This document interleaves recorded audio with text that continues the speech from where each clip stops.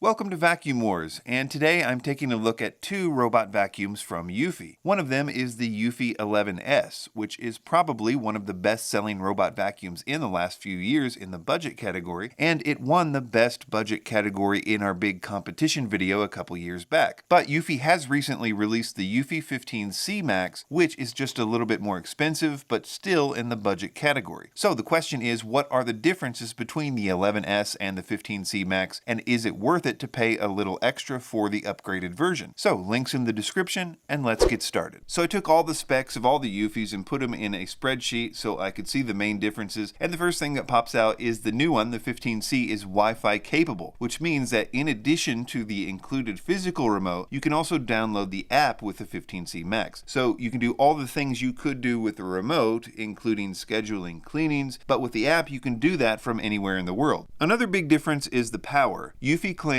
that the new 15C Max has 2,000 pascals of suction compared to 1,300 pascals of suction on the 11S. We did confirm that the 15C Max had about 35% more suction in our tests, but suction is just one of the metrics we find important to measure to determine power. The other is airflow, and when we tested for airflow, we found that they had the exact same amount. That is 10 CFM on low power and 15 CFM on high power, which is pretty good for a budget robot vacuum, but again, they were the same. What was interesting was that in the Crevice pickup test, the 15C Max did much better than the 11S, and I always thought the important factor in this test was airflow and a good seal, but because these robots have near identical construction and the exact same amount of airflow, the only variable here was suction power, and so it seems that suction is more important than airflow in this test. That being said, it's also important to note that other than the Crevice pickup test, these robots seem to be equal in every way. For example, on the carpet deep clean test, they got almost identical scores after running the test 3 times each. In fact, the 15C Max was just a little bit below the 11S in every test. So I guess that means that airflow and agitation are more important than suction for deep cleaning carpets. I'm learning so much with this competition. Thanks, Eufy. In terms of navigation, they're both exactly the same in that they both use a more or less random algorithm to bounce around your home, but they were both very efficient with almost 100% coverage in 25 minutes in our small room test. They also had good programming with regard to chair legs and other hard to reach places, so good scores for their price range with coverage and navigation. I did also get a chance in this test to discover some pros and cons with this physical design that not only these robots share, but other companies are starting to copy since it has been so successful. And on the one hand, this extra slim design at 2.85 inches, which is almost an inch shorter than the average robot vacuum out there, is really good for getting under all kinds of furniture,